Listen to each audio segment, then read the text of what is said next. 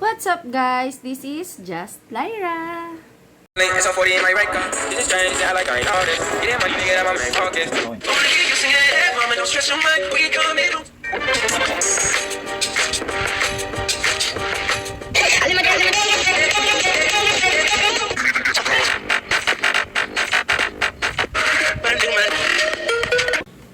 So ayan, so for today's vlog, sasagutin ko na yung mga question nyo with street food mukbang. So meron tayo ditong kwek-kwek and eto tokwa to. Fishball and kikiam. So yan lang yung binili ko guys, pero marami pa dun sa tindahan sa labas. Marami pa dun mabibili. So sasagutin ko na yung mga question nyo. Diba nagtanong ako ng, nag-post ako ng Ask Me Anything. Tapos, yung pinakamagandang tanong, may 50 pesos load. So, maraming naki-join kasi. Maraming gusto ng 50 pesos load. Thank you, guys! So, ito, number 1 question natin. By Ate Karen De Leon Leyva. So, ayan, ang tanong niya is, how do you woke up with a fresh face in the morning? So, hindi ko alam kung bakit fresh ang aking face. Pero, wala naman po akong ginagamit sa face ko. Sabon-sabon lang, yung sabong mabango. Wala pa akong ginagamit. Yun. Tsaka, hindi stress sa buhay, kaya siguro fresh. Kahit hindi bagong gising. So, yun po. Next is Sean Paul Kae Garcia. Ito, kababata po to si Ellen May. Tanong niya, Neng, paano ka nagsimula sa pagbablog at sino ang inspirasyon mo sa paggawa ng mga video mo? So, nag-start akong mag-vlog nung nag-umpisa ang pandemic. Kasi sobrang boring ko. Wala akong magawa sa bahay. Yung anniversary, first vlog ko is yung anniversary namin ni Daddy nung 3rd wedding anniversary. Sabi ko, isusurprise ko siya, tapos itry kong i-video. Tapos yun, na-upload ko na, doon na nag-umpisa yung pagbablog ko. So, sino ang inspirasyon ko sa paggawa ng video? Pamilya. Mga pamilya ko. Sila. Kasi syempre, kaya nga din ako nagbablog, diba? Alam naman natin na hindi na tayo magpapaka-impokrita. Alam naman natin din talaga na may kita sa pagbablog. So, ayun, para sa kanila, para makatulong din ako sa kanila. So, habang dun pa lang tayo sa pangalawa, kain muna tayo. Unahin natin ang aking paborito, kwek-kwek. So, ito meron tayong iba't ibang sausawan. Matamis.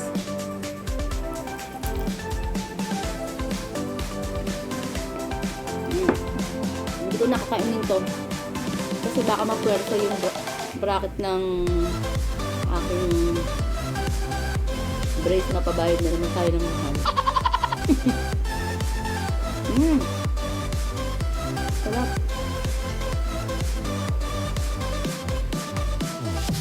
Wait lang guys.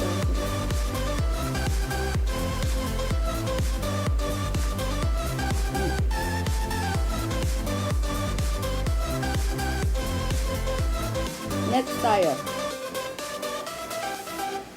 Galing kay Florabel Ferrangco. What is the cutest part in you? Hindi ko po alam. Pero si Daddy kasi lagi niya sinasabi nagmumukha daw akong aswang pag kumikinang yung mata ko. So siguro yung mata. Kasi feeling ko na in love siya kapag kumikinang yung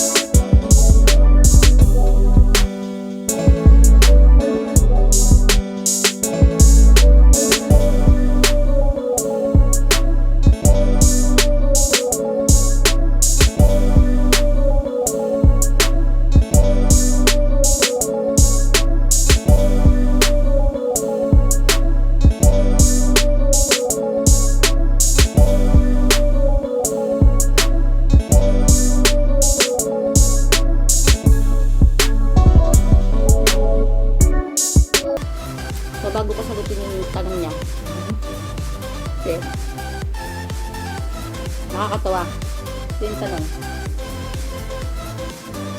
What is your funniest memory during your high school days?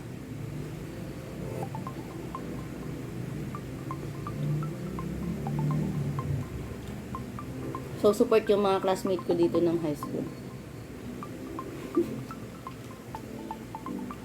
Kasi ngayon, tinatawanan mo na lang, di ba? Yung mga nangyari sa'yo ng high school. So, ayan. Funniest moment. Ang dami. Pero alam ko yung inaabangan nilang sagot eh. Alam ko. Pero ayan, sige. Nung high school kasi talaga, di ba nakwento ko naman sa inyo nung unang Ask Me Anything ko sa Mami Lyra. Na war freak talaga ako ng high school. So, meron akong nakaaway. Pero friend kami sa Facebook. Nag-order nga siya dati sa akin sa online. May nakakaaway ako ng high school. Nagsabunutan kami sa OL. Uso yun eh, kapag ka nag-aaway, OL, ganun yun. Uso yun ng high school. Kapag ka may kaaway ko sa school, sigaw kagad ng mga classmates niyan, OL na yan. Ibig sabihin, overlooking ba? Doon kasi yung, yung spot ng mga nagsasabunutan, nagsusuntutan. So, ayun. Meron akong nakaaway ng third year high school. Nakasabunutan ko siya. Actually, tatlo sila. Pero ang pinaka-grabe talaga, si friend, alam mo naman friend na tayo, diba? So, ayun si friend ko naman na siya. Siyempre, mga kabataan pa naman namin yun. Ayun, siya ang doon ko napuwersa sa kanya lahat. Tapos yung mga sumunod, yung mga sumunod na nakasabunutan ko, hindi na ganun kalakas. Pero, yun. Nakakatuwa lang kasi kahit na nagkaaway kami dati, pero friend naman na kami. Pero may ilangan lang minsan. Pero nag-order nga siya sa akin dati nung nag-online selling ako. So, ayun. Pero marami akong funniest moment. Ano ka ba? Nakipagsabunutan nga ako dati sa may Victory Park, sa may simbahan. High school din ako noon. Nakipagsabunutan din ako doon. Nagulat nga yung mga classmates. Uy, nakipagsabunutan ko dun sa may tapat ng Victory Park. Kasi yun nga. Sikat nga ako sa school sa pakipag-away. So, ayun. Next. Dito tayo kay Mars Mary, kay MJ, galing kay MJ. Masaya ka ba sa buhay mo ngayon, Mars? So, bago ko ulit sagutin ang kanyang tanong, eat muna tayo. Kain.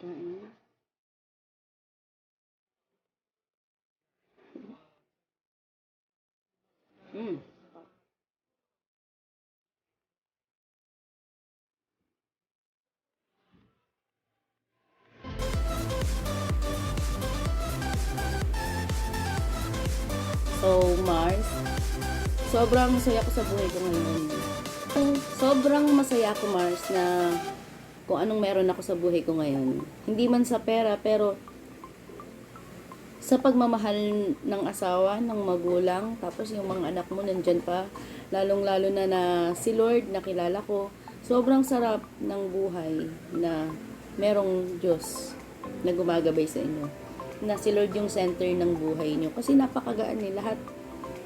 Madali na lang kahit gaano kahirap yung pagsubok na dumarating sa inyo. So, masasabi kong masaya talaga ako sa buhay ko ngayon. Hindi man kami ganun karami yung pera, hindi man maganda yung bahay, pero hindi material thing yung makakapagpasaya kasi sa akin. Hindi naman kasi ako materialistic na tao. Yung masaya lang ako na nakakapagbigay ako sa magulang ko, na nakakatulong ako, na napupunan ko yung pangangailangan ng mga anak at asawa ko. Sobrang sarap sa pakiramdam. Sobrang masayang masaya. So, next question is Sherilyn Rodriguez. If ever you have a chance to go back in the past for one day, ano yung babalikan mo and why?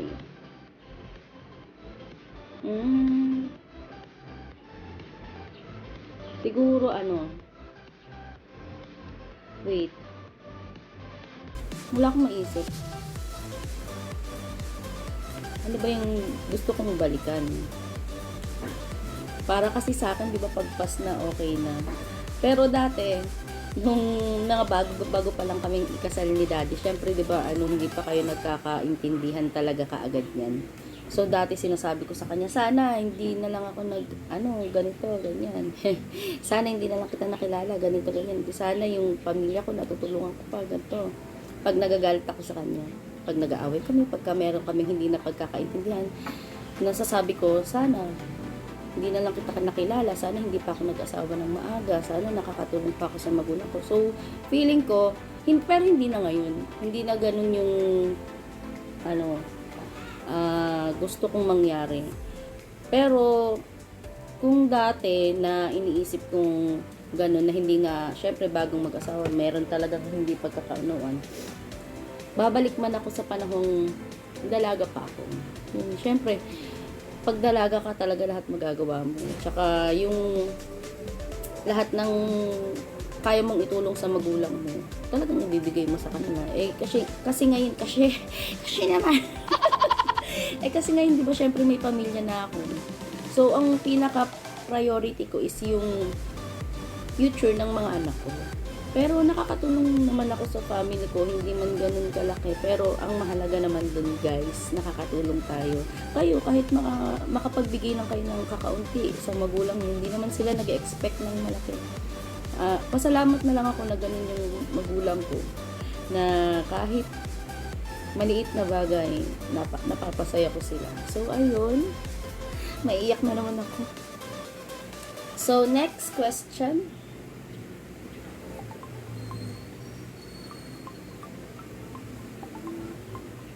From Ati Ipino Blue Jane. Ano ang pinakamagandang bagay o pangyayari na naganap o nangyari sa buhay mo? So, for me, ang pinakamagandang nangyari sa buhay ko is yung nakilala ko si Lord. Yung tinanggap ko siya sa buhay ko. Ano ba? Yung tinanggap ko siya sa buhay ko kasi doon nagbago lahat eh. Hindi na ako yung palayo ko kasi aning. Hindi na ako yung aning na war freak, na palaaway. Pero ako hindi naman ako sumasagot sa magulang ko. Pero ako talaga yung tipo na kapag makikipag-away ako, hindi ako makikipagsalitaan. Talagang kapag nagkaharap tayo, sasabunutan kita kaagad, ganun. So, ayun, kasi yun yung pinakamagandang nangyari sa buhay ko na nakilala ko si Lord, na tinanggap ko siya bilang Savior ko. Kasi iba yung yung Holy Spirit na nandyan sa'yo, na nag-guide sa'yo. Na sa lahat ng ginagawa mo sa buhay mo, nag-guide ka. Kahit nahihirapan ka. So, ayun guys. Yan lang ang para sa Just Lyra. Yung mga ibang question, sasagutin ko para sa Mami Lyra. Pero, itong take na din. So, ayan. Yung mga next question, yung ibang question, sasagutin ko sa channel ni Mami Lyra. So, ayun lang for today, guys. So, habang tapos na akong sumagot ng ibang question, kakain muna ako. Sasabihin ko na rin mamaya. Dun kay Mami Lyra ko sasabihin kung sino yung mga nanalo. Panoorin nyo guys ha. Panoorin nyo yung vlog ko. Dun ko sasabihin kung sino yung mga nanalo ng 50 pesos load. So, ayun guys, thank you for watching. Hope you like this video. Please share and subscribe my YouTube channel and don't forget to click the notification bell. Bye guys! See you!